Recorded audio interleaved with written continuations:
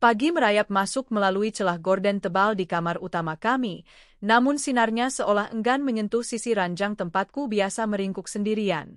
Aroma kopi yang baru diseduh sudah menguar dari dapur, pertanda rutinitas pagiku telah dimulai bahkan sebelum ayam jantan di pekarangan tetangga sempat meregangkan pita suaranya. Namaku Anissa. Bagi dunia suamiku, Bagas, dan ibu mertuaku, Bu Ratih, aku adalah perempuan berdaster. Sebuah label yang mereka sematkan dengan bangga, seolah daster kusam yang kukenakan adalah seragam resmi dari peranku sebagai istri dan menantu yang tak lebih dari seorang pelayan tanpa bayaran. Setiap hari adalah repetisi dari hari sebelumnya. Bangun pukul 4 pagi, menyiapkan sarapan 3 menu untuk Bagas, nasi goreng seafood kesukaannya, roti panggang dengan selai impor untuk jaga-jaga jika ia bosan, dan semangkuk buah naga yang dipotong presisi.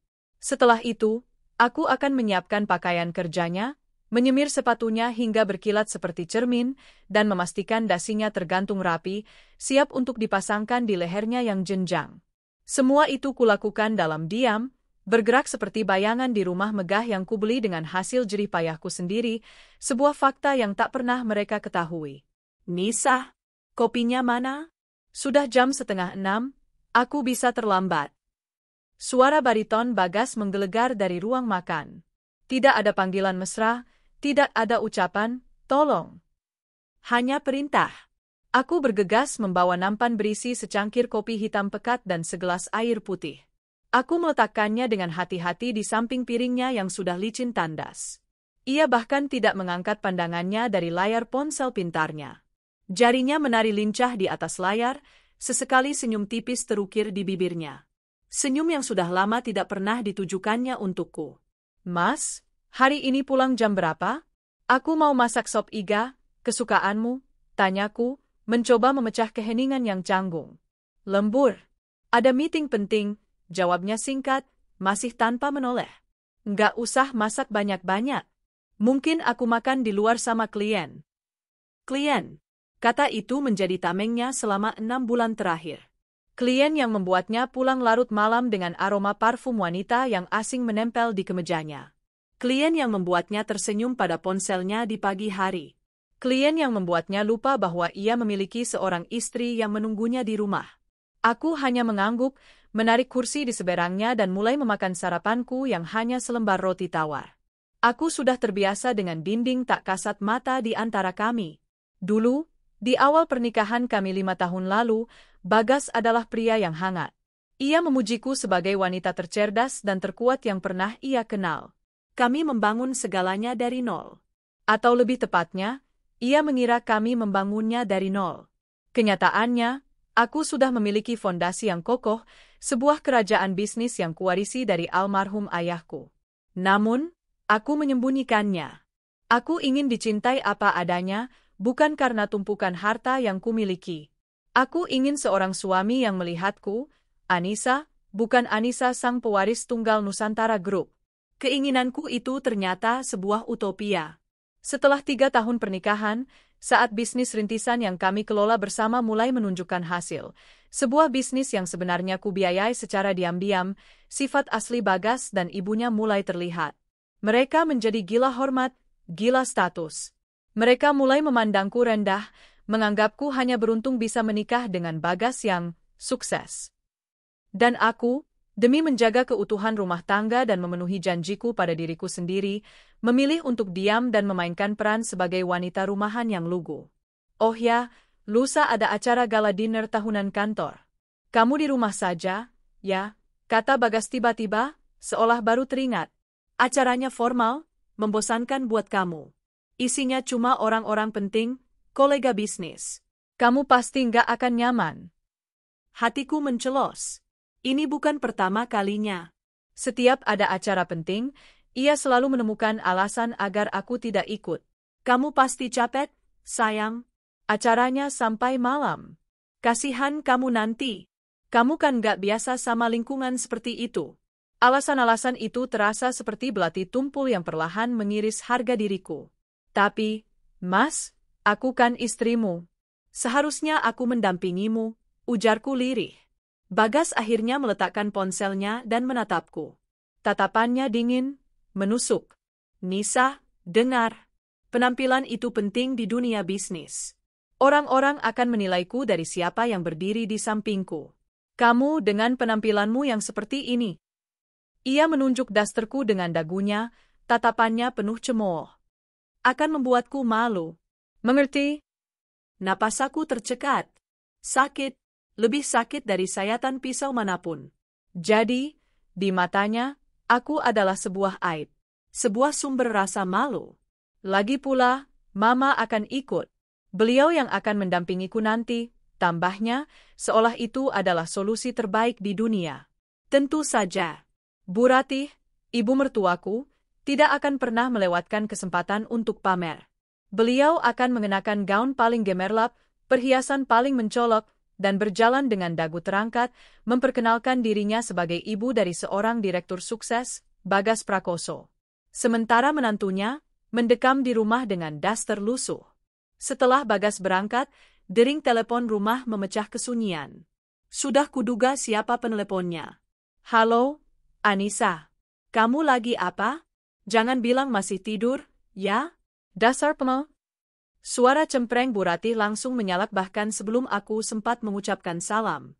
Assalamualaikum, Ma. Anissa sudah bangun dari tadi, sudah siapkan sarapan juga untuk Mas Bagas. Jawabku sabar.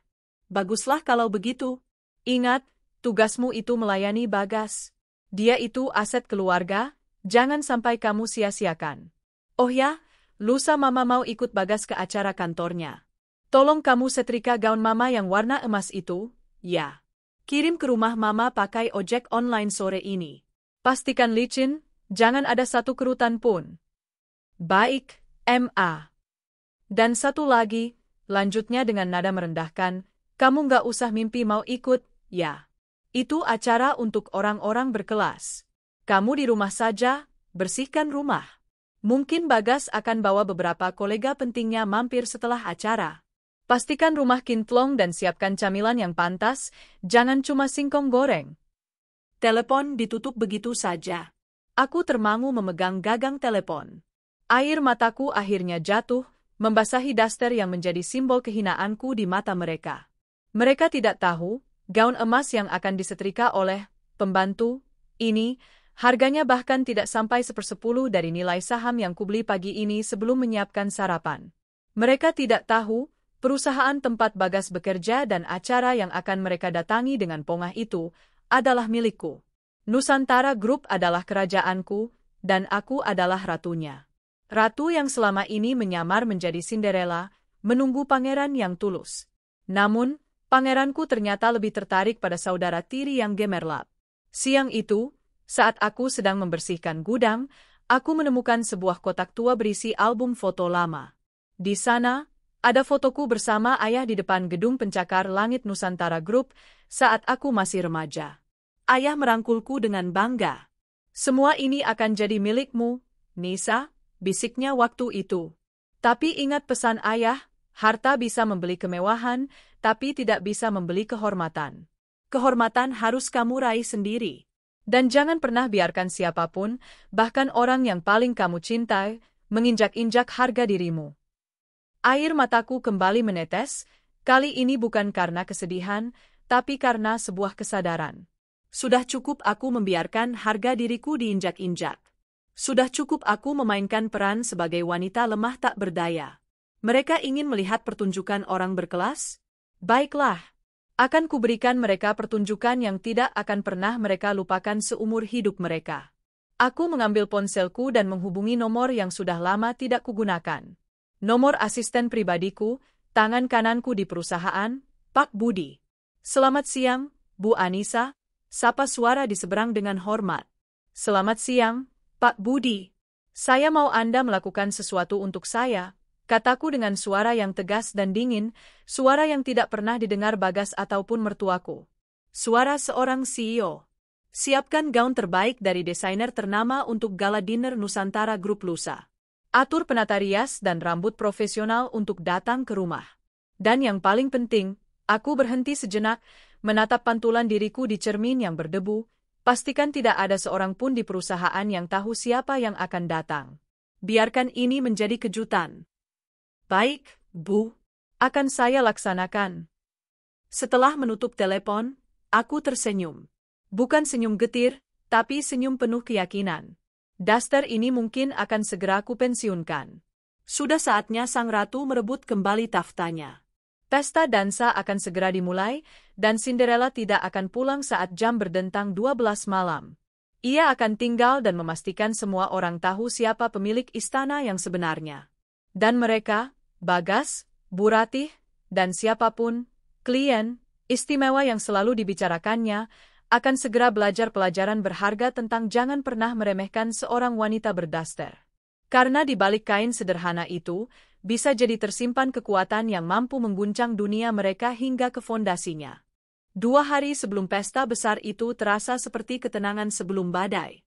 Bagas semakin sering pulang larut, dan ketika di rumah, ia lebih banyak menghabiskan waktu di telepon, berbicara dengan suara berbisik di balkon atau di ruang kerja yang pintunya selalu tertutup rapat. Ia pikir aku tidak tahu.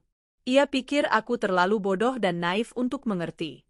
Padahal, telingaku sudah terlatih untuk menangkap kebohongan dalam setiap nada suaranya, dan mataku bisa melihat pengkhianatan dalam setiap gerak-geriknya yang gelisah. Malam itu, ia pulang lewat tengah malam. Aku pura-pura tertidur, namun semua inderaku waspada. Ia masuk ke kamar mandi tanpa menyalakan lampu, mungkin berpikir agar tidak membangunkanku. Aku mendengar suara air dari pancuran, dan tak lama kemudian ia keluar. Aroma sabun mandi yang biasa ia pakai bercampur dengan aroma lain yang tajam dan manis. Aroma parfum wanita. Bukan parfum murahan, tapi jenis yang harganya bisa untuk membayar tagihan listrik rumah selama setahun. Aroma yang samar-samar sering tercium di kemejanya beberapa bulan terakhir. Setelah memastikan ia terlelap, dengan napasnya yang teratur, aku bangkit dari tempat tidur. Aku berjalan ke sisi ranjangnya, tempat ia melempar jas kerjanya dengan sembarangan di atas kursi. Aku mengambil jas itu, mendekatkannya ke hidungku. Benar saja. Aroma parfum itu menempel lebih kuat di sana, bercampur dengan aroma asap rokok dan minuman beralkohol. Hatiku terasa seperti diremas. Jadi, lembur, dan meeting dengan klien adalah sandiwara untuk menutupi perselingkuhannya. Tanganku gemetar saat merogoh saku jasnya. Aku menemukan sebuah struk pembayaran dari sebuah restoran mewah di pusat kota. Tanggalnya hari ini. Total tagihannya fantastis, cukup untuk makan satu keluarga selama sebulan. Tapi bukan itu yang membuat napasku tercekat. Di bagian bawah struk, tercetak nama pelayan dan sebuah catatan kecil yang ditulis tangan. Happy Thanks for the amazing night. Siapa Fe? Dan anniversary apa? Perasaan dingin merayap di punggungku. Apakah hubungan mereka sudah berjalan begitu lama hingga memiliki tanggal jadi untuk dirayakan? Sementara aku, istrinya, bahkan sudah lupa kapan terakhir kali Bagas mengingat tanggal ulang tahun pernikahan kami. Keesokan harinya, aku menjalankan peranku seperti biasa. Menyiapkan sarapan, menyetrika kemejanya. Namun, di dalam diriku, ada sesuatu yang telah mati. Kepercayaan, harapan, dan cinta naif yang selama ini kupertahankan, semuanya telah hancur berkeping-keping. Sekarang yang tersisa hanyalah kemarahan yang membara dan keinginan untuk membalas dendam. Nisa, jangan lupa gaun Mama, ya. Jam 4 sore ini harus sudah sampai di rumah Mama, teriak Bagas dari ruang makan. Iya, Mas. Nanti aku kirim, jawabku datar. Ia menatapku sejenak, mungkin merasakan perubahan dalam nada suaraku. Kamu kenapa? Sakit? Tidak apa-apa. Hanya sedikit lelah, jawabku, memaksakan seulas senyum tipis. Ia mengangguk, lalu kembali sibuk dengan ponselnya. Begitu mudahnya ia percaya. Begitu rendahnya ia menilaiku, menganggapku tidak akan pernah mampu melihat kebusukannya. Siang itu, sebuah mobil van hitam tanpa logo berhenti di depan gerbang rumahku. 2 orang wanita dan seorang pria turun, membawa beberapa koper besar dan kotak-kotak gaun. Mereka adalah tim yang dikirim oleh Pak Budi. Penata rias, penata rambut, dan seorang fashion stylist pribadi. Selamat siang, Bu Anissa. Kami siap melayani Anda, sapa salah satu dari mereka dengan ramah. Aku mempersilakan mereka masuk ke sebuah ruangan di lantai 2 yang jarang kugunakan, yang sengaja kusulap menjadi ruang ganti pribadiku. Ruangan itu kedap suara, memastikan Bagas atau siapapun tidak akan mendengar aktivitas di dalamnya. Ini adalah beberapa pilihan gaun yang sudah kami seleksi sesuai arahan dari Pak Budi, kata sang stylist sambil membuka sebuah kotak besar. Mataku terbelalak. Di dalamnya, terbaring gaun-gaun yang begitu indah, seolah ditenun dari cahaya bintang dan sutra rembulan. Ada gaun berwarna merah marun yang berani, gaun biru safir yang elegan, dan gaun berwarna perak yang gemerlap. Namun, mataku tertuju pada satu gaun. Sebuah gaun off-shoulder berwarna emerald green yang pekat. Potongannya sederhana namun sangat berkelas, memeluk tubuh di bagian yang tepat dan menjuntai anggun hingga ke lantai. Terbuat dari bahan satin duchesse yang mewah, gaun itu seolah memancarkan aura kekuatan dan misteri. Saya pilih yang ini, kataku tanpa ragu. Hijau adalah warna kecemburuan, tapi juga warna kehidupan baru dan kekuatan. Sangat pas untuk malam penobatanku kembali. Pilihan yang sempurna, Bu. Warna ini akan sangat menonjolkan warna kulit ibu, puji sang stylist. Selanjutnya, mereka mulai bekerja. Wajahku yang biasa hanya tersentuh air dan sabun, kini dirias dengan sapuan kuas para profesional. Rambutku yang biasa hanya kuikat seadanya, kini ditata menjadi sanggul modern yang elegan, dengan beberapa anak rambut yang dibiarkan menjuntai membingkai wajahku. Proses transformasi itu terasa seperti ritual. Dengan setiap lapisan foundation dan setiap jepitan rambut, aku merasa seperti sedang menanggalkan kepribadian Anissa yang lemah dan mengenakan kembali zirah Anissa sang ratu. Tepat pukul 4 sore, saat riasanku hampir selesai, ponselku berdering. Nama, Mama Mertua, terpampang di layar. Aku memberi isyarat pada penata rias untuk berhenti sejenak. Halo, sapaku. Anissa, di mana gaun Mama? Kenapa belum sampai juga? Kamu mau Mama datang ke pesta pakai daster? Hah? Semburnya tanpa ampun. Aku melirik gaun emas murahan milik Bu Ratih yang tergantung di sudut ruangan, sudah kusetrika licin sempurna. Aku sengaja menunda pengirimannya. Maaf, Ma. Tadi ojeknya ada kendala sedikit. Ini sudah di jalan, kok. Sebentar lagi pasti sampai, balasku dengan nada yang dibuat sepelan mungkin. Dasar tidak becus. Mengurus satu hal sepele saja tidak bisa. Untung Bagas tidak mengajakmu. Bisa-bisa kamu mempermalukan seluruh keluarga. Aku menutup teleponnya dengan senyum sinis. Kita lihat saja nanti, Ma. Siapa yang akan mempermalukan siapa? Pukul 6 sore, transformasiku selesai. Aku berdiri di depan cermin besar setinggi badan. Aku nyaris tidak mengenali diriku sendiri. Wanita di cermin itu bukanlah Anissa si perempuan berdaster. Ia adalah seorang dewi. Gaun hijau zamrud itu memeluk tubuhku dengan sempurna, menonjolkan lekuk tubuh yang selama ini tersembunyi di balik kain longgar. Riasan smokey eyes membuat mataku terlihat tajam dan penuh misteri. Kalung berlian sederhana namun berkilauan melingkari leherku, hadiah dari ayah yang tak pernah kupakai. Pintu ruangan diketuk. Pak Budi masuk, mengenakan setelan jas yang rapi. Ia tertegun sejenak saat melihatku. Ibu terlihat, pangling, ujarnya dengan kekaguman yang tulus. Terima kasih, Pak Budi. Apakah semuanya sudah siap? Sudah, Bu. Mobil sudah menunggu di gerbang belakang. Para pengawal juga sudah bersiaga di lokasi. Saya sudah menginstruksikan tim keamanan acara untuk tidak menghentikan Ibu saat masuk. Tapi, mereka tidak tahu siapa Ibu. Mereka hanya diberi instruksi bahwa akan ada satu tamu VVIP yang datang tanpa undangan resmi. Bagus. Aku ingin semuanya berjalan alami, kataku. Sebelum berangkat, aku berjalan ke kamar tidurku. Bagas sedang bersiap-siap. Ia mengenakan setelan tuxedo hitam yang mahal, terlihat sangat tampan. Hati kecilku sempat merasakan sedikit perih, mengingat pria inilah yang pernah kuimpikan untuk menua bersama. Namun, rasa sakit itu segera tergantikan oleh bara api kemarahan. Ia melihatku dari pantulan cermin. Kamu belum tidur? Tanyanya, sedikit terkejut. Matanya hanya melirikku sekilas, masih belum menyadari penampilanku yang berbeda karena pencahayaan kamar yang remang-remang. Belum, Mas. Aku hanya ingin bilang, selamat bersenang-senang di pestanya, kataku dengan suara yang kubuat biasa. Ya, kamu kunci saja semua pintu. Aku mungkin pulang pagi, jawabnya sambil menyemprotkan parfum mahalnya. Ia berjalan melewatiku begitu saja, tanpa menoleh, tanpa satupun pujian, bahkan tanpa kecurigaan. Baginya, aku begitu tak terlihat, begitu tidak berarti, sehingga perubahan drastis seperti ini pun luput dari perhatiannya. Di satu sisi, itu menyakitkan. Di sisi lain, itu mempermudah rencanaku. Aku melihatnya keluar rumah, masuk ke dalam mobilnya dan pergi. Beberapa menit kemudian, Bu Rati datang dengan mobil lain, dijemput oleh sopir yang dikirim Bagas. Aku melihatnya dari jendela, mengenakan gaun emasnya dengan angkuh. Kini, giliranmu, Anissa.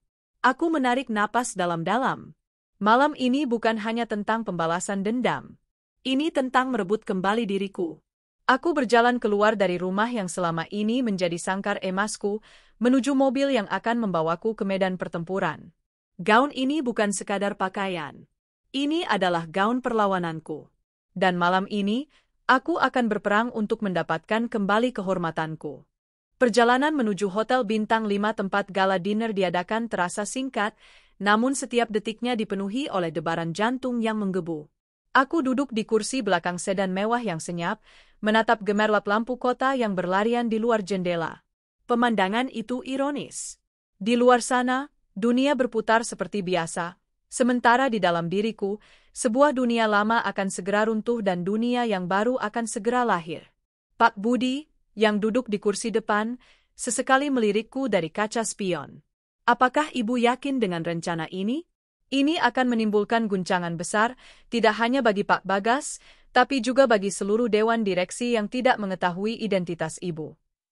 Aku mengalihkan pandanganku dari jendela, menatap bayanganku sendiri di kaca yang gelap. Wanita di sana terlihat tenang, matanya berkilat dengan determinasi yang dingin. Justru itu tujuannya, Pak Budi.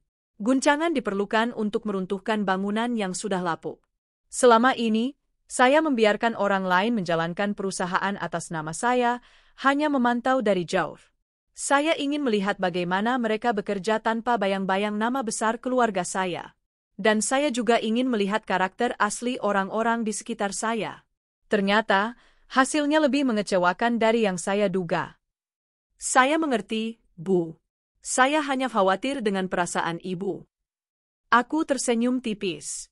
Perasaan saya sudah lama mati rasa, Pak. Malam ini adalah malam untuk membangkitkannya kembali. Mobil akhirnya berbelok memasuki lobi utama hotel yang megah. Karpet merah tergelar, puluhan fotografer dan wartawan media bisnis berjejer di belakang barikade, blitz kamera menyala tanpa henti menyambut setiap tamu penting yang turun dari mobil mewah mereka. Aku melihat beberapa wajah yang kukenal dari laporan bulanan perusahaan. Para manajer, kepala divisi, dan beberapa anggota dewan direksi. Mereka semua terlihat gagah dan anggun, pilar-pilar kerajaanku yang tidak menyadari kehadiran sang ratu. Kita akan berhenti di lobi VVIP di sisi lain gedung, Bu. Jauh dari keramaian media, kata Pak Budi. Tidak. Berhenti di sini, perintahku. Sopir dan Pak Budi saling berpandangan, terkejut. Tapi, Bu, saya ingin masuk dari pintu depan. Seperti tamu lainnya, tegasku. Pak Budi menghela napas, lalu mengangguk pada sopir. Mobil kami perlahan merayap ke depan, berhenti tepat di ujung karpet merah. Seorang petugas hotel bergegas membukakan pintu. Sesaat aku ragu. Kakiku terasa berat untuk melangkah keluar. Ini adalah titik di mana tidak ada jalan untuk kembali. Begitu aku melangkahkan kaki keluar dari mobil ini, topeng Anissa si wanita berdaster akan pecah selamanya. Aku menarik napas dalam-dalam, mengingat kembali tatapan merendahkan Bagas, suara cempreng Bu Ratih, dan aroma parfum pengkhianatan itu. Semua keraguan sirna, digantikan oleh gelombang kekuatan. Aku melangkah keluar. Seketika, semua mata tertuju padaku. Blitz kamera yang tadinya sedikit mereda, kini menyala serempak dengan intensitas 2 kali lipat, seolah menyambut kedatangan seorang bintang besar. Para wartawan yang tadinya sibuk mewawancarai tamu lain, kini berbalik, mengarahkan kamera dan mikrofon mereka ke arahku. Terdengar bisikan-bisikan di antara mereka. Siapa dia? Artis? Model internasional? Aku tidak pernah melihatnya sebelumnya. Tapi auranya luar biasa. Lihat gaunnya. Itu pasti rancangan desainer ternama. Aku berjalan di atas karpet merah dengan langkah yang anggun dan terukur, dagu terangkat, punggung tegak lurus. Aku mengabaikan serbuan kamera dan pertanyaan yang diteriakkan para wartawan. Mataku lurus menatap ke depan, menuju pintu masuk ballroom yang menjulang tinggi. 2 orang pengawal berbadan tegap yang telah disiapkan Pak Budi diam-diam berjalan di belakangku, menjaga jarak namun cukup dekat untuk memastikan keamananku. Di depan meja registrasi, beberapa panitia yang bertugas menyambut tamu tampak kebingungan. Mereka tidak menemukan namaku di dalam daftar tamu. Maaf, Ibu, boleh saya tahu nama Anda? Sepertinya tidak ada dalam daftar, kata seorang wanita muda dengan sopan, meskipun matanya tak bisa lepas dari penampilanku yang mencolok. Sebelum aku sempat menjawab, Pak Budi sudah melangkah maju. Ia tidak mengatakan apa-apa, hanya menunjukkan sebuah kartu akses berwarna hitam kepada ketua panitia. Pria parubaya itu membelalakan matanya saat melihat kartu itu, lalu menatapku dengan campuran rasa kaget dan hormat yang luar biasa. Ia membungkuk dalam-dalam. Mohon maaf atas kelancangan kami. Silakan masuk, Nyonya. Selamat menikmati acara, katanya dengan suara gemetar. Para panitia lain menatap dengan penuh tanda tanya, namun mereka tidak berani bertanya lebih jauh. Aku hanya mengangguk singkat dan melanjutkan langkahku memasuki ballroom. Ballroom itu didekorasi dengan sangat mewah. Lampu kristal raksasa menggantung di langit-langit, memendarkan cahaya keemasan ke seluruh ruangan.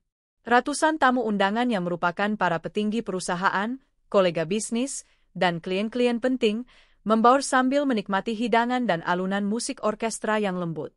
Dari ambang pintu, mataku langsung memindai seluruh ruangan. Dan di sana, di tengah keramaian, aku melihat mereka. Bagas, suamiku, berdiri dengan segelas sampanye di tangan, tertawa lepas bersama beberapa pria lain. Di sampingnya, Bu Rati sedang sibuk beramah tamah dengan beberapa ibu-ibu sosialita, memamerkan gaun emasnya yang terlihat norak jika dibandingkan dengan gaun-gaun elegan lainnya. Dan di sisi lain Bagas, berdiri seorang wanita. Jantungku seolah berhenti berdetak. Wanita itu tinggi semampai, dengan rambut hitam panjang yang tergerai indah. Ia mengenakan gaun berwarna merah menyala yang sangat ketat, memamerkan setiap lekuk tubuhnya. Wajahnya cantik, dengan riasan tebal yang tajam. Ia menatap Bagas dengan tatapan memuja, sesekali menyentuh lengan Bagas dengan mesra. Dan Bagas, ia tidak menolaknya. Sebaliknya, ia tersenyum, balas menatap wanita itu dengan tatapan yang penuh kehangatan. Tatapan yang dulu pernah menjadi milikku. Aku langsung tahu. Wanita itu adalah Vika. Salah satu manajer pemasaran di perusahaan yang terkenal ambisius dan sering menggunakan pesonanya untuk mencapai tujuannya. Jadi, inilah klien yang selalu dibanggakan Bagas.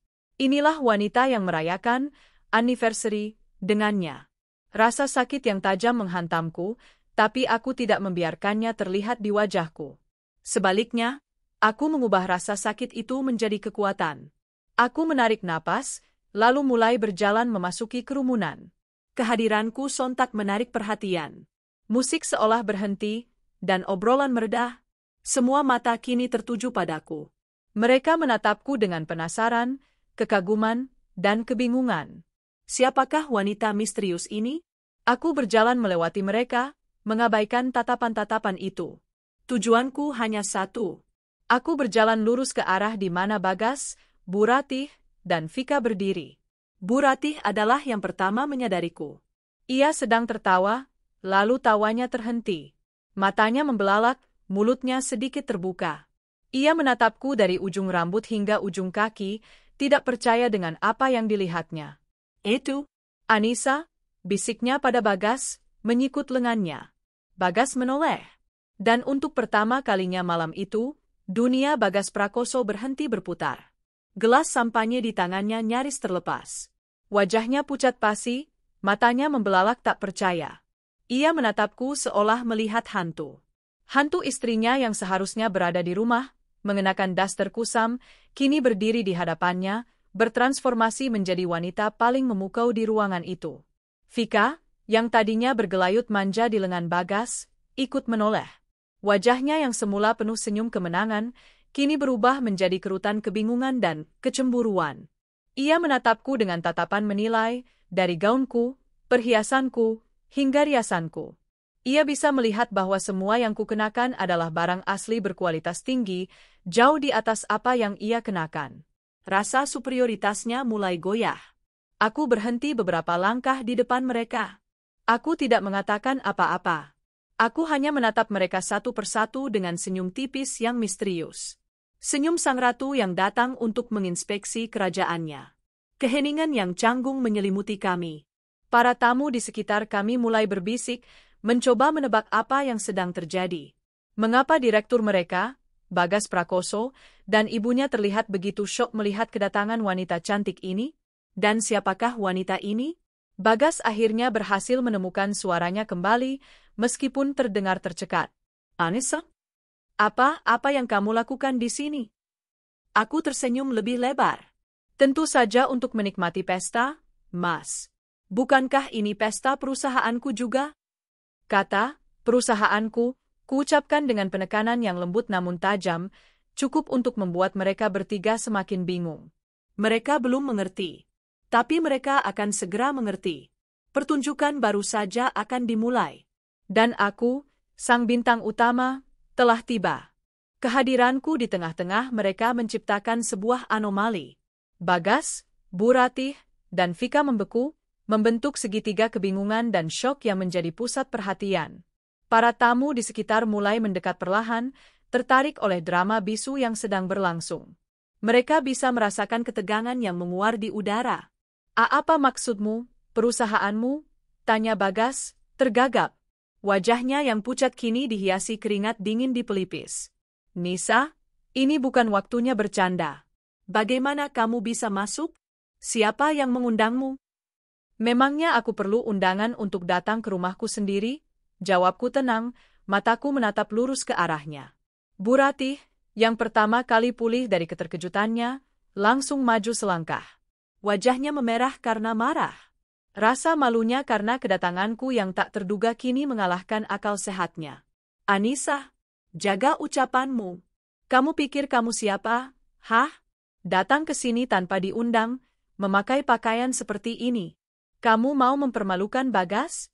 Mempermalukan keluarga kita? Desisnya dengan suara tertahan, namun cukup tajam untuk didengar oleh orang-orang terdekat. Aku menoleh padanya, senyumku tak luntur sedikit pun. Malu? Kenapa harus malu, Ma? Bukankah Mama sendiri yang bilang kalau ini adalah acara untuk orang-orang berkelas? Aku hanya menyesuaikan diri. Vika, yang sejak tadi dia mengamati, akhirnya angkat bicara. Ia melepaskan tangannya dari lengan Bagas dan melipatnya di depan dada. Tatapannya sinis dan meremehkan, sebuah topeng untuk menutupi rasa terancamnya. Oh, jadi ini istrimu, Gas? Tanyanya dengan nada mengejek, sengaja mengeraskan suaranya. Yang kamu bilang hanya ibu rumah tangga biasa yang tidak mengerti dunia luar? Aku tidak menyangka dia senekat ini. Datang menyusul suami ke acara kantor. Sangat tidak berkelas. Kata-katanya adalah bensin yang disiramkan ke dalam api. Beberapa tamu mulai berbisik lebih keras. Wajah Bagas semakin pias. Ia mencoba meraih lenganku, mungkin untuk menyeretku pergi dari sana. Nisa, ayo kita bicara di luar. Jangan buat keributan di sini, bisiknya dengan panik. Aku menepis tangannya dengan gerakan ringan namun tegas. Kenapa harus di luar, Mas? Bukankah di sini lebih seru? Dilihat banyak orang. Di saat itulah Vika memutuskan untuk mengambil alih panggung. Mungkin ia merasa inilah kesempatannya untuk menunjukkan siapa wanita utama dalam hidup Bagas. Inilah momennya untuk menyingkirkanku, si pengganggu, dari pandangan semua orang.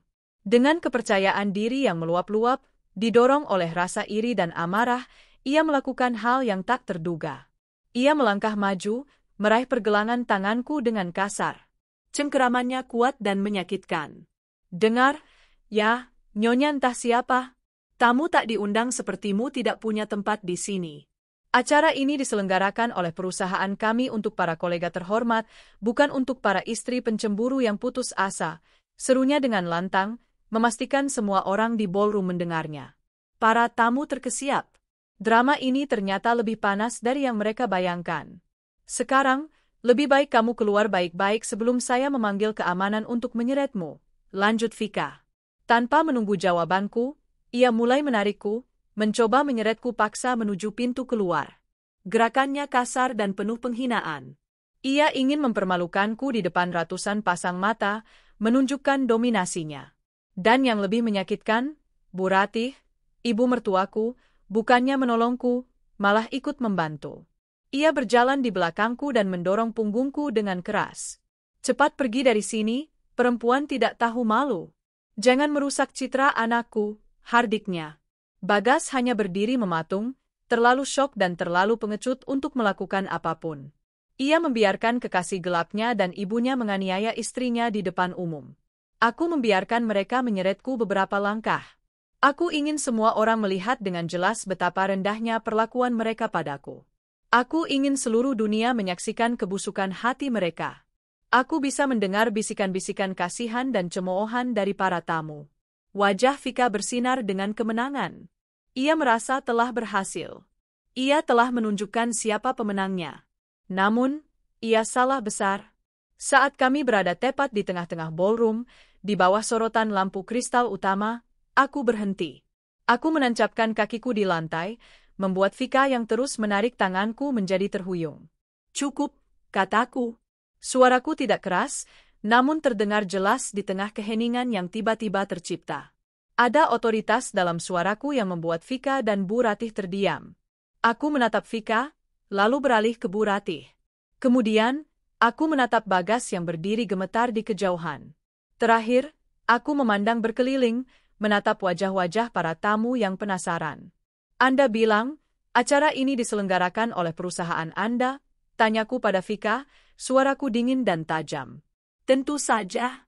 Dan aku adalah salah satu manajer andalan di sini, jawabnya pongah. Dan Anda? Aku beralih pada Bu Ratih, merasa berhak mengusirku karena menganggapku akan merusak citra anakmu. Jelas. Kamu itu aib, balas Bu Ratih ketus. Aku tersenyum. Senyum yang membuat bulu kuduk mereka berdiri. Menarik sekali, kataku pelan. Seorang manajer merasa berhak mengusir pemilik perusahaan. Dan seorang ibu mertua merasa bisa menghina sumber kekayaan yang dinikmati anaknya. Hening. Kata-kataku menggantung di udara, penuh dengan makna yang belum bisa mereka cerna.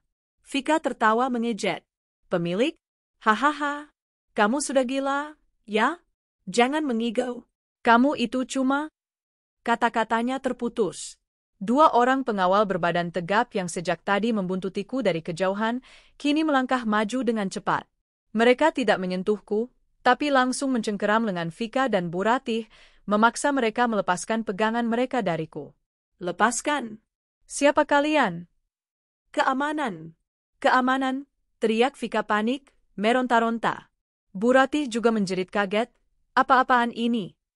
Lepaskan saya! Kalian tidak tahu siapa saya. Namun, tidak ada petugas keamanan hotel yang bergerak.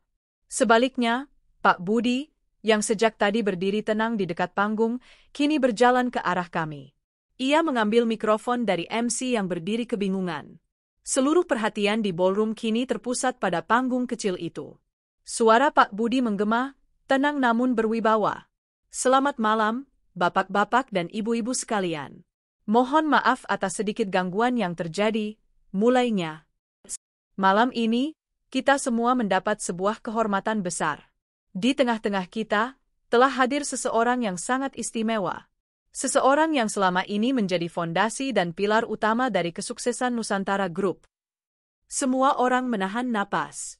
Bagas menatap Pak Budi dengan wajah tidak mengerti. Siapa yang dibicarakan oleh asisten pribadinya ini? Pak Budi berhenti sejenak, lalu menatap lurus ke arahku. Ia tersenyum hormat dan membungkukkan badannya. Dengan segala hormat, marilah kita sambut pemilik mayoritas saham sekaligus Chief Executive Officer, CEO, dari Nusantara Group yang sesungguhnya. Ibu Anissa Kirana. Dunia seakan meledak dalam keheningan. Wajah Vika berubah dari marah menjadi pucat pasi. Cengkeraman pengawal di lengannya terasa seperti belenggu es. Ia menatapku dengan mata terbelalak, mulutnya terbuka tanpa suara. Tidak mungkin. Ini tidak mungkin. Bu Ratih berhenti meronta. Wajahnya yang angkuh kini dipenuhi oleh kebingungan total. Nama itu? Anissa, menantunya? Pemilik perusahaan? Otaknya tidak mampu memproses informasi tersebut. Dan Bagas, ia terhuyung mundur selangkah. Kakinya lemas seolah tak bertulang. Ia menatapku, lalu menatap Pak Budi, lalu kembali menatapku. Ia seperti orang yang disambar petir di siang bolong. Istrinya, wanita berdaster yang setiap hari ia hina, yang ia anggap bodoh dan tidak berkelas, adalah bos besarnya? Pemilik dari semua kemewahan yang ia nikmati? Topeng mereka telah jatuh. Dan di hadapan semua orang, di bawah tatapan ratusan pasang mata, aku melihat ekspresi paling murni dari mereka. Ketakutan dan penyesalan yang teramat dalam. Cakar yang tadi mereka hunuskan padaku, kini berbalik menggores wajah mereka sendiri. Pertunjukan sesungguhnya baru saja dimulai. Bagas Prakoso. Suamiku, aku mengucapkan kata, suamiku, dengan penuh penekanan ironis. Pria yang kupercayai untuk mengelola salah satu anak perusahaan. Pria yang kunikahi karena aku berharap ia mencintaiku apa adanya, bukan karena hartaku. Itulah sebabnya aku menyembunyikan semua ini darimu. Aku ingin membangun rumah tangga yang tulus. Aku berjalan mendekatinya. Ia mundur selangkah, seolah takut padaku. Tapi ternyata aku salah besar. Kamu adalah penipu paling ulung. Di depan umum, kamu adalah direktur yang sukses dan dihormati. Tapi di rumah, kamu adalah suami yang menindas istrimu. Dan di belakangku, kamu adalah seorang pengkhianat yang menggunakan uang istrimu untuk membiayai wanita simpananmu. Suaraku meninggi di akhir kalimat, penuh dengan kemarahan dan kekecewaan yang selama ini kupendam. Kamu bilang aku akan membuatmu malu? Coba lihat dirimu sekarang, Bagas. Lihatlah sekelilingmu. Siapa yang sedang dipermalukan di sini? Kamu, kekasih gelapmu, dan ibumu. Kalian semua adalah aib yang sesungguhnya. Aku berdiri di hadapannya, menatap matanya yang kini basah oleh air mata penyesalan. Tapi bagiku, semua itu sudah terlambat. Mulai malam ini, kataku dengan suara yang kembali tenang namun final, panggung penghakiman ini akan menjadi awal dari kehancuran kalian. Aku berbalik, kembali ke tengah ballroom. Pak Budi? Ya, atas nama Dewan Direksi Nusantara Group, saya, Anissa Kirana, dengan ini secara resmi memecat Nona Vika Adisti dari jabatannya. Efektif saat ini juga. Pastikan ia tidak bisa mengakses aset perusahaan apapun lagi dan usir dia dari gedung ini. Baik, Bu. Vika menjerit histeris saat pengawal mulai menyeretnya dengan paksa. Bu Anissa, tolong, beri saya kesempatan kedua. Saya mohon. Bagas, tolong aku, Bagas. Tapi Bagas hanya bisa menatap kosong, tak mampu berbuat apa-apa. Dan untuk Anda, Ibu Ratih, lanjutku, menatap ibu mertuaku yang menangis terseduh-seduh. Saya minta Anda juga meninggalkan tempat ini. Pengawal, tolong antarkan beliau keluar. Nisa, jangan, Nak. Ini Mama, ratapnya saat digiring pergi. Kini, hanya tersisa aku dan Bagas di tengah lingkaran perhatian. Dan untukmu, Bagas Prakoso. Aku menatapnya lekat-lekat. Anggap saja surat cerai dan surat pemecatanmu akan sampai di meja kerjamu besok pagi. Kemasi barang-barangmu dari rumahku malam ini juga. Aku menjatuhkan mikrofon ke lantai. Suara dentumannya menjadi penutup dari babak pertama pertunjukanku. Panggung penghakiman telah selesai. Kini, saatnya untuk babak pembalasan. Bab 6, sujud di kaki sang ratu. Ballroom yang tadinya riuh kini senyap. Para tamu undangan berdiri kaku seperti patung, menjadi saksi bisu dari drama keluarga dan korporat paling epik yang pernah mereka saksikan. Vika sudah diseret keluar sambil menjerit histeris, suaranya perlahan hilang di kejauhan. Bu Ratih juga digiring pergi sambil meratap, meninggalkan Bagas sendirian di tengah panggung kehancurannya. Ia menatapku dengan pandangan yang campur aduk. Ada penyesalan, ketakutan, ketidakpercayaan, dan secercah harapan yang menyedihkan bahwa ini semua hanyalah mimpi buruk. Anissa? Panggilnya lirih, suaranya serak. Aku bisa jelaskan. Aku tertawa. Tawa yang dingin dan tanpa humor. Jelaskan? Apa yang mau kamu jelaskan, Bagas? Mau menjelaskan struk restoran dengan catatan Happy Anniversary, V? Atau mau menjelaskan aroma parfumnya yang selalu menempel di bajumu? Atau mungkin, kamu mau menjelaskan bagaimana kamu tega membiarkan ibumu dan selingkuhanmu menganiayaku di depan ratusan orang? Setiap pertanyaanku adalah sebuah tamparan tak terlihat yang membuatnya semakin tertunduk. Aku mohon, beri aku kesempatan. Aku salah, aku hilaf. Ia mulai melangkah mendekatiku. Berhenti di situ, perintahku. Suaraku tidak tinggi, tapi cukup untuk membuatnya membeku di tempat. Jangan berani-berani mendekatiku. Kamu sudah kehilangan hak itu. Para tamu mulai berbisik lagi. Beberapa dari mereka mulai meninggalkan ballroom, mungkin merasa tidak nyaman atau sudah cukup mendapatkan tontonan. Namun, sebagian besar tetap tinggal, ingin melihat akhir dari cerita ini. Pak Budi mendekatiku. Bu, acara sepertinya sudah tidak bisa dilanjutkan. Apa yang harus saya lakukan? Bubarkan saja acaranya, Pak. Minta maaf pada para tamu atas ketidaknyamanan ini. Pastikan mereka semua mendapatkan bingkisan sebagai tanda terima kasih. Jawabku, mataku tak lepas dari Bagas. Baik, Bu. Pak Budi segera mengambil alih situasi, mengumumkan bahwa acara malam itu harus diakhiri lebih awal. Di tengah keramaian orang-orang yang mulai beranjak pergi, Bagas melakukan sesuatu yang membuatku terkejut, sekaligus muak. Ia berlari ke arahku, dan tanpa ragu, ia bersujud di kakiku. Ia memeluk kakiku, menangis terseduh-seduh di atas gaunku yang menjuntai. Nisa, aku mohon, jangan ceraikan aku. Aku bersumpah akan meninggalkan Vika. Aku akan melakukan apa saja yang kamu minta, tapi tolong jangan tinggalkan aku. Ratapnya seperti anak kecil. Tindakannya yang drastis itu menghentikan langkah beberapa tamu yang hendak pulang. Mereka menatap pemandangan itu dengan mulut ternganga. Seorang direktur yang angkuh kini bersujud di kaki istrinya yang telah ia sia-siakan. Aku menatap puncak kepalanya dengan tatapan dingin. Dulu, aku mungkin akan luluh melihat air matanya. Dulu, aku mungkin akan memaafkannya. Tapi malam ini, hatiku sudah sekeras baja. Air matanya tidak lagi berarti apa-apa selain tanda kelemahannya, tanda ketakutannya kehilangan semua kemewahan yang ternyata bukan miliknya. Bangun, Bagas, kataku datar. Aku tidak akan bangun sebelum kamu memaafkanku. Isaknya. Kamu mempermalukan dirimu sendiri. Aku tidak peduli. Aku lebih malu jika kehilanganmu. Aku menarik kakiku dengan kasar, membuatnya tersungkur di lantai. Kehilanganku, atau kehilangan semua ini? Tanyaku sambil menggerakkan tanganku, menunjuk ke seluruh kemewahan ballroom. Jangan berbohong, Bagas. Kamu tidak menangis untukku. Kamu menangis untuk dirimu sendiri. Kamu menangis karena sadar telah membuang angsa bertelur emas demi seekor gagak. Ia terdiam, tak bisa menyangkal kebenaran kata-kataku. Harga dirimu di mana, Bagas? Pria yang tadi pagi dengan angkuh bilang aku akan membuatnya malu, kini merengek seperti bayi di kakiku. Menyedihkan.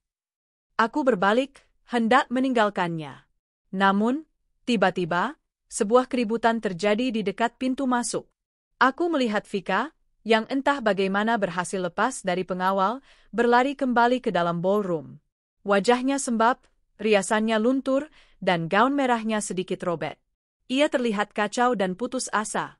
Ia berlari ke arahku, tatapannya liar. Namun, sebelum ia bisa mencapaiku, para pengawal sudah lebih dulu menangkapnya. Ia meronta-ronta. Bu Anissa. Tolong, Bu. Saya mohon, jangan pecat saya. Saya punya cicilan rumah, cicilan mobil. Orang tua saya sakit-sakitan. Saya mohon, Bu. Teriaknya, menggantikan kesombongannya dengan drama air mata yang menyedihkan.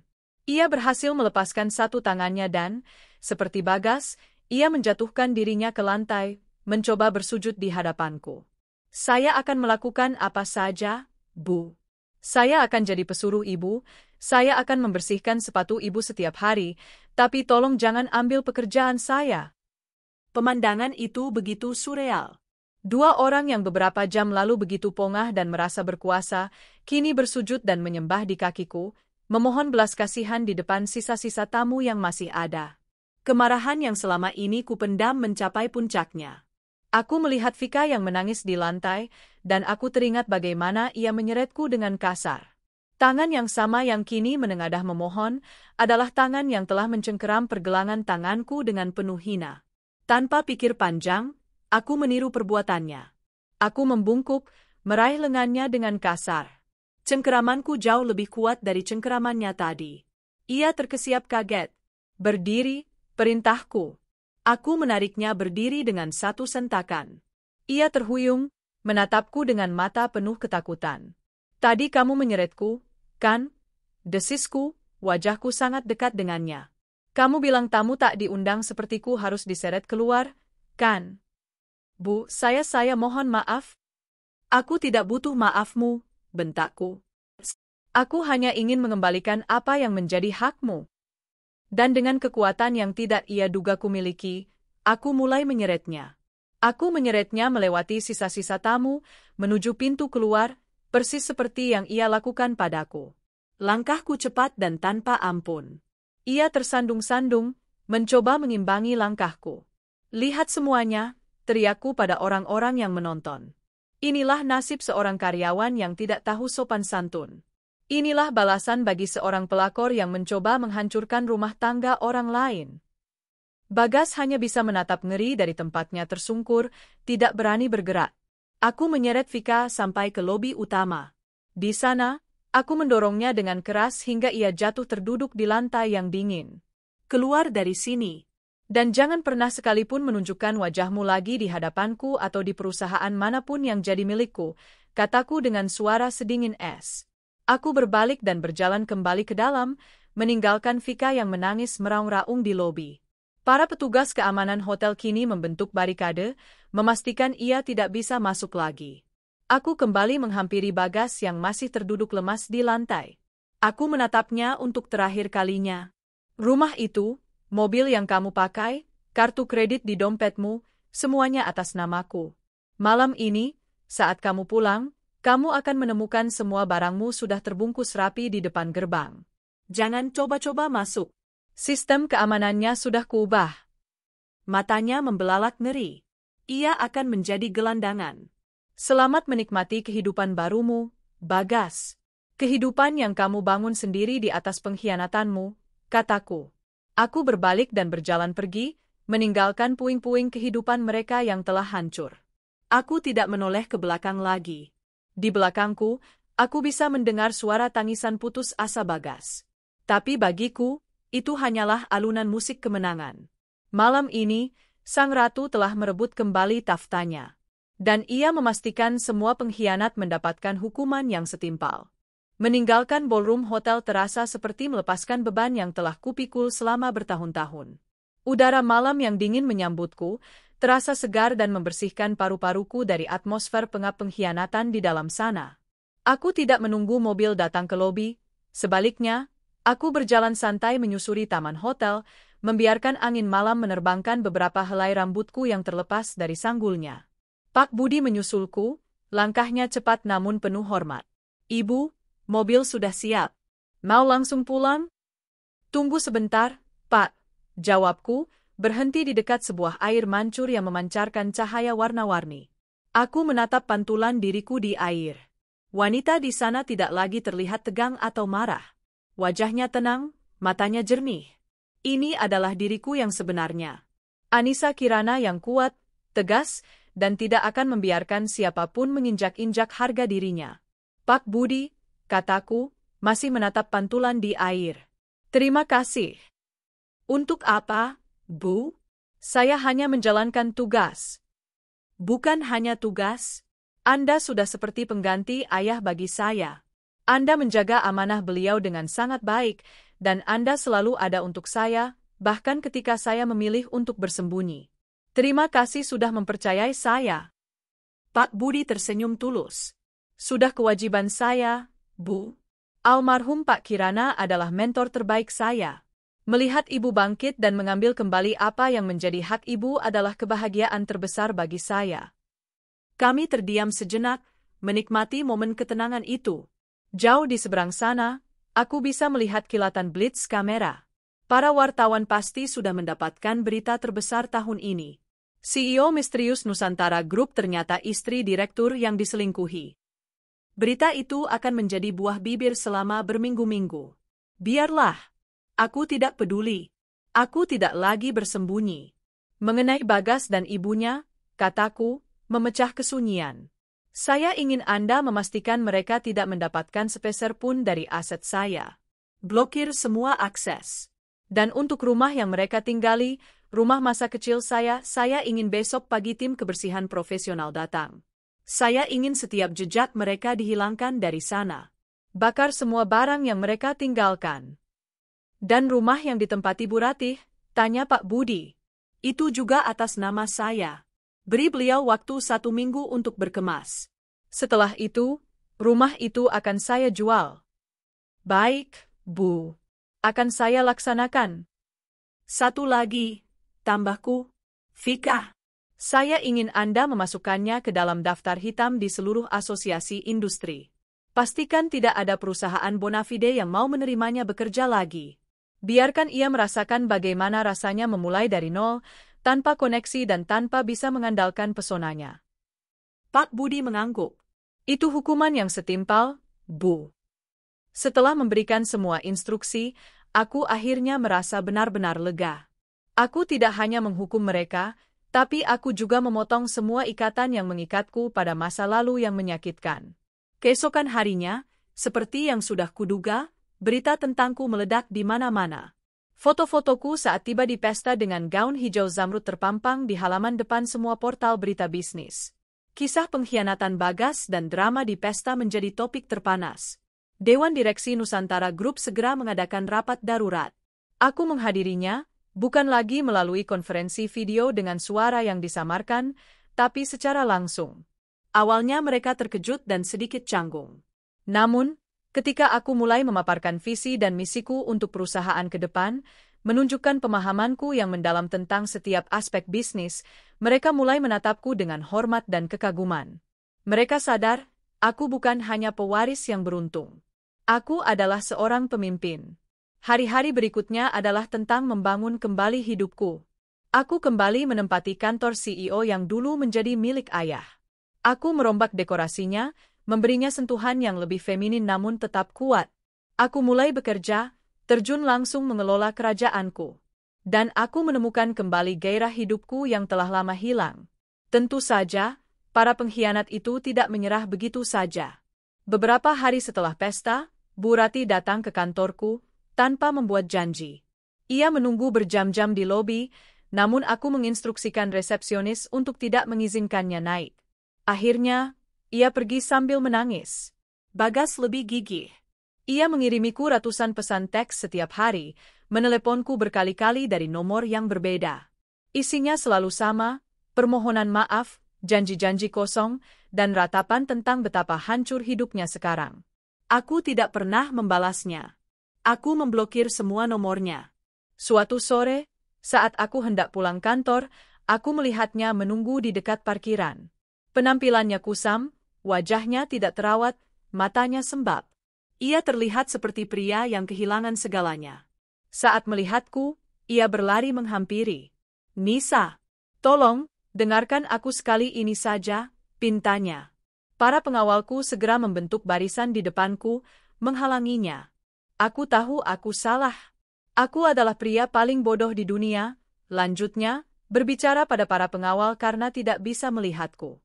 Tapi aku masih mencintaimu, Nisa. Sungguh. Aku melangkah maju, melewati barisan pengawal. Aku menatapnya. Cinta? Kamu tidak tahu apa itu cinta, Bagas. Yang kamu cintai adalah kenyamanan. Yang kamu cintai adalah status. Yang kamu cintai adalah uang. Kamu tidak pernah mencintaiku, Anissa. Itu tidak benar. Oh, ya? Kalau begitu, kenapa kamu baru menyadari cintamu setelah tahu siapa aku sebenarnya? Kenapa kamu tidak mencintaiku saat aku memasakkan sarapan untukmu setiap pagi? Kenapa kamu tidak mencintaiku saat aku hanya seorang wanita berdaster di matamu? Ia terdiam, lidahnya keluh. Pergilah, Bagas. Bangun hidupmu sendiri. Jangan pernah muncul di hadapanku lagi. Aku berbalik dan masuk ke dalam mobil, meninggalkannya yang berdiri termangu di parkiran. Itulah terakhir kalinya aku melihatnya. Kudengar, ia dan ibunya akhirnya pulang ke kampung halaman mereka, hidup dalam kesederhanaan dan cemoohan para tetangga yang sudah mendengar berita tentang aib mereka. Vika, seperti yang kuinginkan, tidak pernah lagi bisa mendapatkan pekerjaan yang layak. Beberapa bulan kemudian, aku berdiri di balkon kantorku yang menghadap ke pemandangan kota Jakarta saat senja.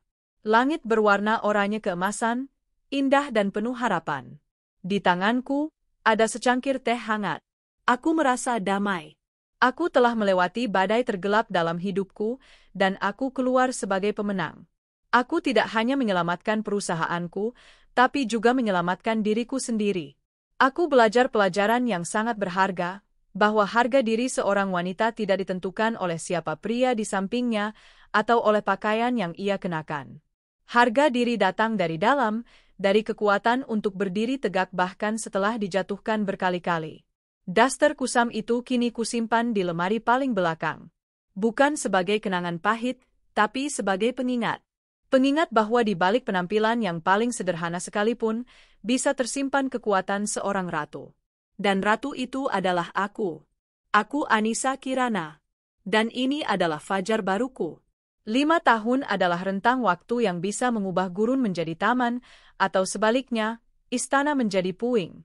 Bagi Anissa Kirana, 5 tahun adalah waktu untuk membuktikan bahwa puing-puing masa lalunya bisa menjadi fondasi bagi sebuah katedral. Ia tidak hanya bangkit, ia menjulang tinggi, lebih megah dan kokoh dari sebelumnya. Nama Anissa Kirana kini bukan lagi sebuah misteri yang dibisikkan di ruang rapat. Namanya adalah sinonim dari inovasi, ketegasan, dan filantropi. Di bawah kepemimpinannya yang visioner, Nusantara Group tidak hanya melipat gandakan asetnya, tetapi juga merambah ke sektor-sektor baru yang berkelanjutan. Ia menjadi wajah dari korporasi modern Indonesia, seorang wanita yang cerdas, anggun, dan memiliki tulang punggung yang terbuat dari titanium. Majalah Forbes Asia Tenggara telah menobatkannya sebagai wanita paling berpengaruh selama 3 tahun berturut-turut. Wajahnya yang tenang dan penuh wibawa menghiasi sampul majalah, papan reklame digital di pusat kota, dan menjadi inspirasi bagi jutaan wanita di seluruh negeri. Daster kusam telah lama berganti dengan setelan haute couture dan gaun-gaun yang dirancang khusus. Rambutnya yang dulu diikat seadanya kini tertata apik, membingkai wajah yang sama, namun dengan sorot mata yang berbeda. Sorot mata yang dulu penuh luka dan kesabaran, kini memancarkan kebijaksanaan dan api yang tak terpadamkan. Ia tidak lagi menyembunyikan siapa dirinya. Ia adalah Anissa Kirana, dan ia bangga akan hal itu. Pagi itu, di lantai 88 Menara Nusantara, Anissa memimpin rapat Dewan Direksi. Ruangan itu didominasi oleh meja mahoni raksasa dan jendela-jendela kaca yang menyuguhkan pemandangan cakrawala Jakarta. Semua mata tertuju padanya saat ia mempresentasikan proyek terbesarnya, kawasan ekowisata terpadu Nusantara Lestari. Sebuah proyek ambisius untuk membangun kota mandiri berkonsep hijau di pesisir utara Jawa, lengkap dengan pusat riset kelautan, perumahan ramah lingkungan, dan cagar alam mangrove. Proyek ini bukan hanya tentang keuntungan, bapak-bapak, ibu-ibu, jelas Anissa dengan suara yang jelas dan mantap, menunjuk pada maket raksasa di tengah meja. Ini adalah warisan kita. Sebuah pernyataan bahwa kemajuan industri dan kelestarian alam bisa berjalan beriringan. Ini adalah masa depan. Para direksi, pria-pria dan wanita-wanita parubaya yang pada awalnya meragukan kemampuannya, kini menatapnya dengan kekaguman mutlak. Mereka telah menyaksikan bagaimana sentuhan dingin Anissa di awal kepemimpinannya, saat ia membersihkan perusahaan dari elemen-elemen korup dan kroni-kroni bagas, berubah menjadi tangan hangat yang menuntun perusahaan ke era keemasan. Setelah rapat yang sukses, Pak Budi, yang kini menjabat sebagai wakil presiden direktur namun tetap menjadi orang kepercayaan terdekatnya, masuk ke ruangannya yang luas dan minimalis. Rapat yang luar biasa, Bu, puji Pak Budi. Para investor dari Jepang sangat terkesan. Anissa tersenyum sambil melepas kacamatanya. Terima kasih, Pak.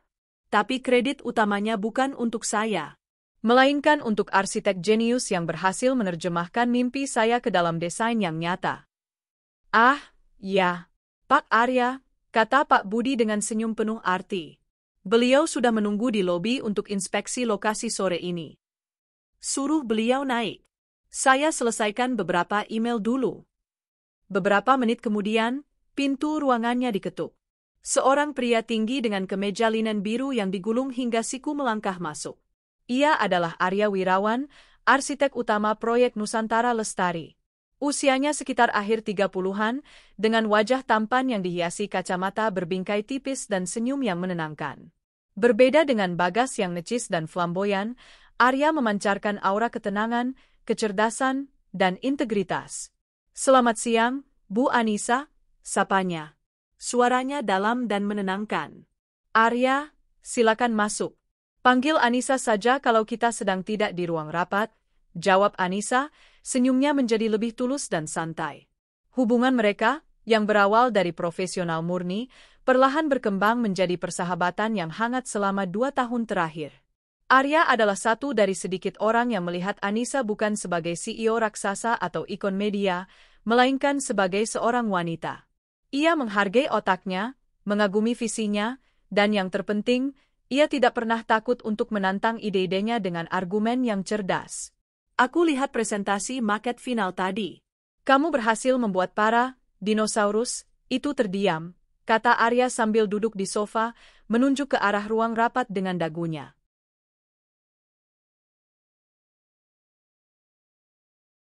Anissa tertawa kecil. Mereka bukan dinosaurus. Hanya sedikit tradisional. Butuh data dan visualisasi yang kuat untuk meyakinkan mereka. Dan kamu memberikannya. Kamu selalu tahu apa yang kamu mau, Nisa. Itu yang aku kagumi darimu. Ada kehangatan dalam tatapan Arya yang membuat Anissa merasakan sesuatu yang telah lama ia lupakan, debaran lembut di hatinya.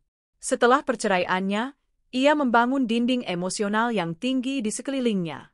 Ia berkencan beberapa kali, namun tidak pernah ada yang berhasil menembus pertahanannya. Mereka semua tampak terintimidasi oleh kekuasaan dan kekayaannya. Tapi Arya berbeda. Ia melihat semua itu, namun ia lebih tertarik pada percakapan mereka tentang seni, filsafat, dan masa depan planet ini. Jadi, kita jadi ke lokasi? Helikopternya sudah siap, kata Anissa, mengalihkan pembicaraan sebelum suasana menjadi terlalu pribadi.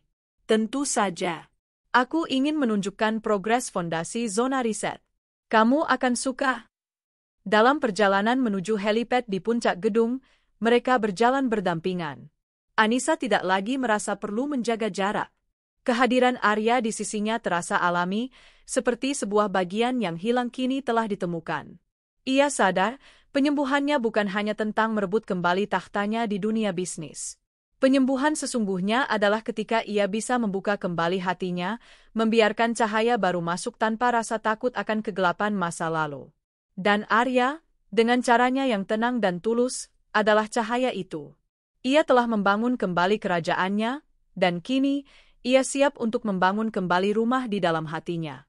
Bagian 2, Gema dari Desa Hidup dalam Bisikan. Sementara Anissa terbang tinggi di atas cakrawala, ratusan kilometer jauhnya, di sebuah desa kecil yang terik, Bagas Prakoso sedang mengangkat karung-karung beras dari sebuah truk. Keringat membasahi kaosnya yang sudah pudar warnanya.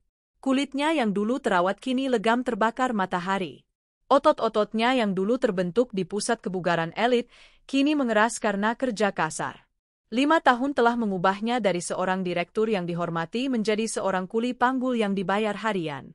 Setelah skandal itu, namanya hancur lebur di dunia korporat. Daftar hitam Anissa bekerja lebih efektif dari yang ia bayangkan. Tidak ada satupun perusahaan yang mau menyentuhnya. Tabungannya yang sedikit segera habis. Terpaksa, ia dan ibunya pulang ke rumah peninggalan kakeknya di desa. Rumah kayu sederhana yang reot, sangat kontras dengan Mansion mewah tempat mereka biasa tinggal. Kepulangan mereka menjadi buah bibir.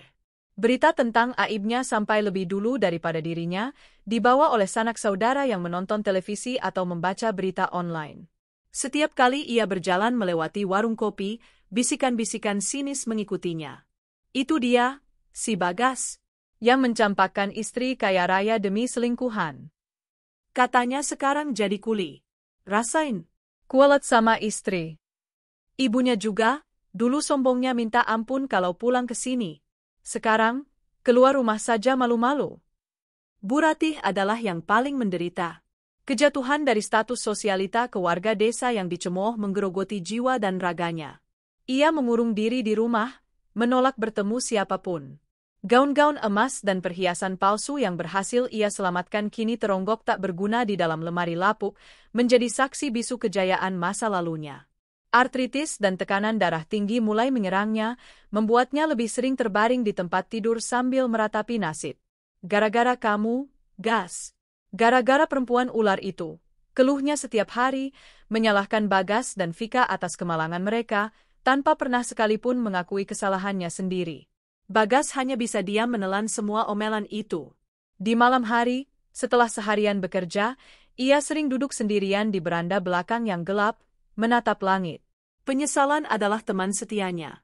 Bayangan Anissa selalu datang menghantuinya. Bukan Anissa sang CEO yang gemerlap, tapi Anissa yang mengenakan daster, yang dengan sabar menyajikan kopi untuknya di pagi hari. Anissa yang tatapannya tulus, yang senyumnya menenangkan. Semua itu telah ia sia-siakan dengan kebodohannya. Ia merindukan kehidupannya yang dulu. Bukan hanya kemewahannya, tapi juga kenyamanannya, rasa hormat yang ia dapatkan, dan Anissa. Ya, kini ia sadar, jauh di lubuk hatinya ia memang mencintai Anissa, namun keserakahan dan keangkuhannya telah membutakannya. Suatu hari, kondisi Bu Ratih memburuk. Ia pingsan dan harus dilarikan ke puskesmas kecamatan. Dokter mengatakan ada penyumbatan di jantungnya dan ia harus segera dioperasi di rumah sakit besar di kota. Biayanya? Ratusan juta. Angka yang mustahil bagi Bagas. Malam itu, di samping ranjang ibunya yang terbaring lemah, keputusasaan mencekiknya. Ia tidak punya apa-apa lagi. Tidak ada teman yang bisa dihubungi. Tidak ada aset yang bisa dijual. Hanya ada satu nama, satu harapan terakhir yang mustahil. Anissa. Dengan tangan gemetar, ia menulis surat.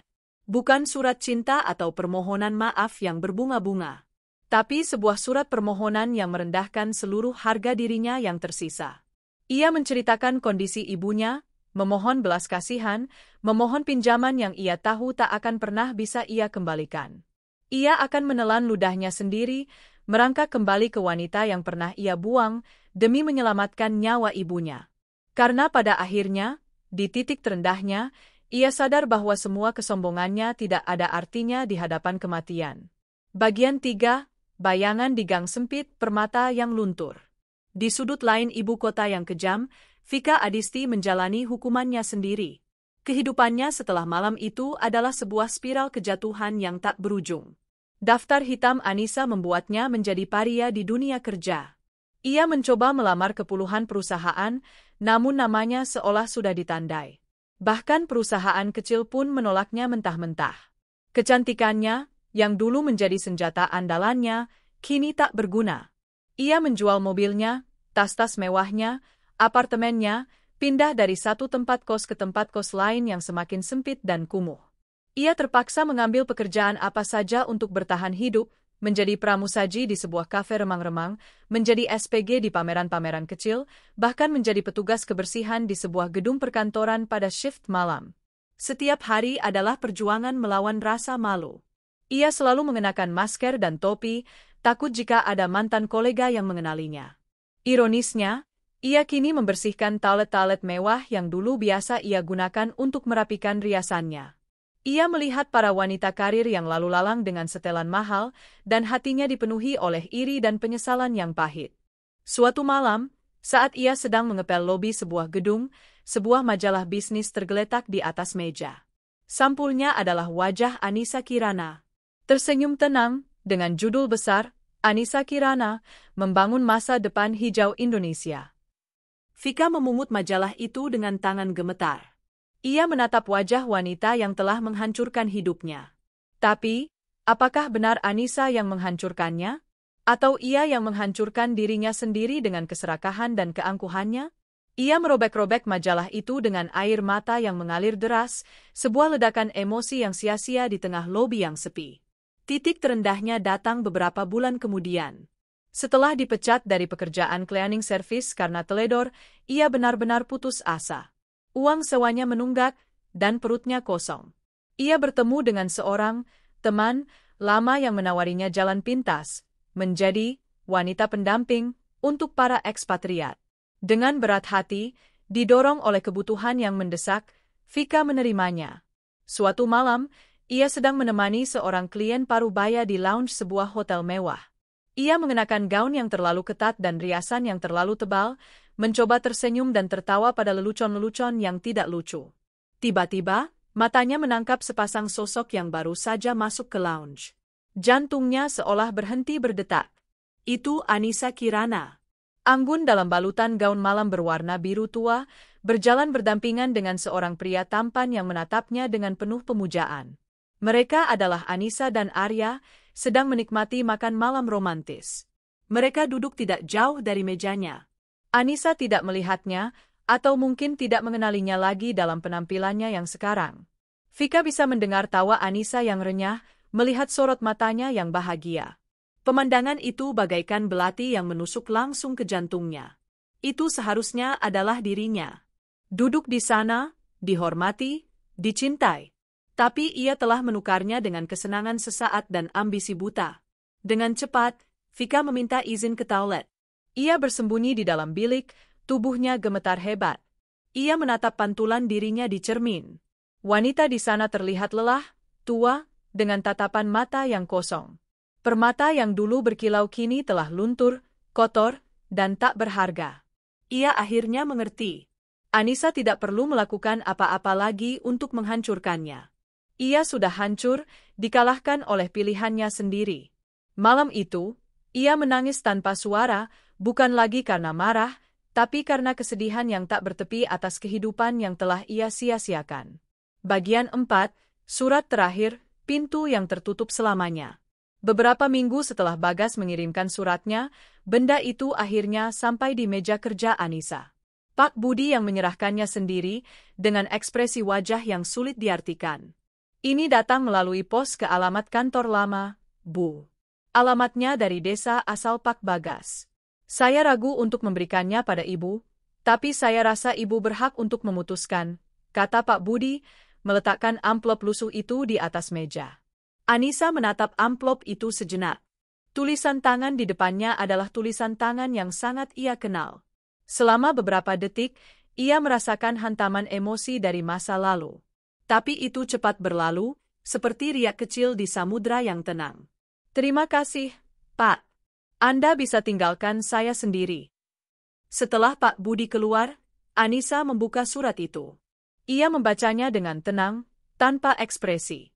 Setiap kalimat yang penuh permohonan, setiap kata yang menjelaskan penderitaan mereka, setiap permohonan untuk nyawa Bu Ratih, tidak menggoyahkan ketenangannya. Ia tidak merasakan kebencian. Anehnya, ia juga tidak merasakan kepuasan. Yang ia rasakan hanyalah kehampaan. Seolah membaca berita tentang orang asing yang tidak ia kenal. Hubungannya dengan mereka sudah benar-benar mati, terkubur begitu dalam hingga permohonan hidup dan mati pun tak mampu membangkitkannya. Apakah ia harus menolong? Sisi kemanusiaannya berkata ya. Tapi sisi dirinya yang telah disakiti begitu dalam tahu bahwa menolong mereka berarti membuka kembali pintu yang telah ia tutup rapat-rapat. Memberi mereka uang berarti memberi mereka harapan bahwa mereka masih bisa bergantung padanya. Itu akan menjadi belenggu baru. Ia berjalan ke arah jendela, menatap kota yang terbentang di bawahnya. Ia teringat ayahnya. Jangan pernah biarkan siapapun, bahkan orang yang paling kamu cintai, menginjak-injak harga dirimu. Membantu mereka setelah semua yang terjadi, dengan cara yang mereka minta, akan menjadi bentuk pengkhianatan terhadap dirinya sendiri yang telah berjuang begitu keras untuk bangkit. Ia kembali ke mejanya, mengambil pena dan secari kertas dari kop surat perusahaan. Ia tidak menulis untuk Bagas. Ia menulis sebuah memo singkat untuk Pak Budi. Pak Budi, tolong transfer dana anonim dalam jumlah yang cukup untuk biaya operasi standar ke rekening rumah sakit umum terbesar di provinsi tersebut. Pastikan nama donatur tidak terlacak. Setelah itu, Perintahkan tim hukum untuk mengirimkan surat peringatan terakhir kepada Tuan Bagas Prakoso, melarangnya untuk mencoba menghubungi saya atau afiliasi perusahaan dalam bentuk apapun. Pelanggaran akan ditindaklanjuti secara hukum. Ia melipat memo itu. Ia akan menolong, tapi bukan sebagai Anissa, mantan istri atau menantu mereka. Ia menolong sebagai seorang filantropis anonim yang membantu pasien tak mampu. Ia akan menyelamatkan satu nyawa, tapi ia tidak akan menyelamatkan hubungan mereka. Ia memberi mereka ikan untuk hari itu, tapi ia memastikan mereka tidak akan pernah bisa kembali untuk meminta pancingnya. Setelah itu, ia mengambil surat dari Bagas, dan tanpa membacanya lagi, ia memasukkannya ke dalam mesin penghancur kertas. Ia melihat kertas itu berubah menjadi serpihan-serpihan kecil, sama seperti masa lalunya bersama mereka. Hancur, tak mungkin bisa disatukan lagi. Pintu itu kini telah tertutup dan terkunci selamanya. Bagian 5, Fajar di ujung dermaga rumah yang sesungguhnya. 1 bulan kemudian, Fajar baru saja menyingsing di lokasi proyek Nusantara Lestari. Udara laut terasa segar, membawa aroma garam dan harapan. Anissa berdiri di ujung dermaga kayu yang baru saja selesai dibangun, menatap matahari terbit yang perlahan muncul dari ufuk timur, mewarnai langit dengan sapuan warna jingga dan emas. Ia mengenakan celana palazzo putih dan blus sutra sederhana, rambutnya dibiarkan tergerai di tiup angin. Ia terlihat santai, damai, dan sangat bahagia. Sebuah lengan yang kokoh melingkari pinggangnya dari belakang. Aroma kopi dan kehangatan yang familiar menyelimutinya. Menikmati pertunjukan, bisik Arya di telinganya. Anissa tersenyum, menyandarkan kepalanya di bahu Arya. Selalu. Fajar tidak pernah membosankan. Sama sepertimu, balas Arya. Mereka berdiri dalam keheningan yang nyaman, menyaksikan matahari yang semakin tinggi. Proyek di sekitar mereka mulai hidup. Suara mesin dan para pekerja mulai terdengar, membangun mimpi mereka menjadi kenyataan. Aku mendapat kabar dari Pak Budi, kata Anissa pelan. Operasi ibunya Bagas berhasil. Mereka tidak tahu uangnya datang dari mana. Arya mengangguk, mengeratkan pelukannya.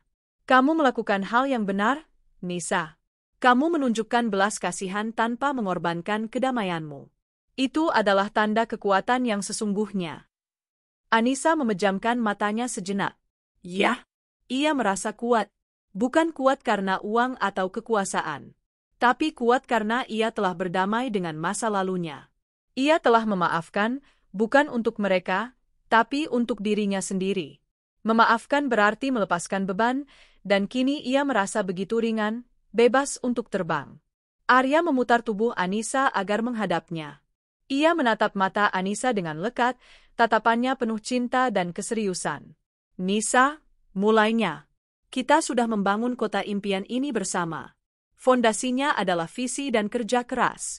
Sekarang, aku ingin membangun sesuatu yang lain bersamamu. Sesuatu yang lebih personal. Ia berlutut dengan satu kaki, mengeluarkan sebuah kotak beludru kecil dari sakunya. Hati Anissa berdebar kencang. Aku ingin membangun sebuah rumah. Sebuah keluarga. Dengan fondasi kepercayaan, rasa hormat, dan cinta yang tulus, lanjut Arya, suaranya sedikit bergetar. Ia membuka kotak itu, menampakkan sebuah cincin berlian dengan desain yang sederhana namun elegan. Anissa Kirana, maukah kamu menikah denganku? Air mata menggenang di pelupuk mata Anissa. Air mata bahagia yang murni. 5 tahun lalu, ia pikir ia tidak akan pernah bisa mempercayai pria lagi. 5 tahun lalu, ia pikir hatinya telah hancur selamanya. Tapi pria yang berlutut di hadapannya ini telah dengan sabar memungut setiap kepingan hatinya dan menyatukannya kembali dengan cinta. Ya, bisiknya, suaranya syarat dengan emosi. Ya, Arya, aku mau. Arya tersenyum lebar, senyum yang bisa menerangi seluruh dunia. Ia menyematkan cincin itu di jari manis Anissa. Cincin itu terasa pas dengan sempurna. Saat Arya berdiri dan memeluknya, Anissa menatap matahari yang kini bersinar terang, memantulkan cahayanya di lautan dan di atas berlian di jarinya. Ia teringat pada daster kusamnya, pada penghinaan dan air mata. Semua itu terasa seperti terjadi di kehidupan orang lain. Kini, ia memiliki segalanya. Sebuah kerajaan yang ia bangun kembali, sebuah masa depan yang ia ciptakan, dan seorang pria yang mencintainya apa adanya. Ia bukan lagi Cinderella yang diperlakukan semena-mena, atau ratu yang berperang sendirian. Ia adalah Anissa.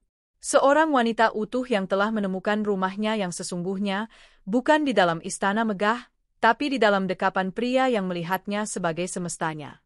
Dan di bawah fajar yang baru, ia tahu, kebahagiaannya baru saja dimulai.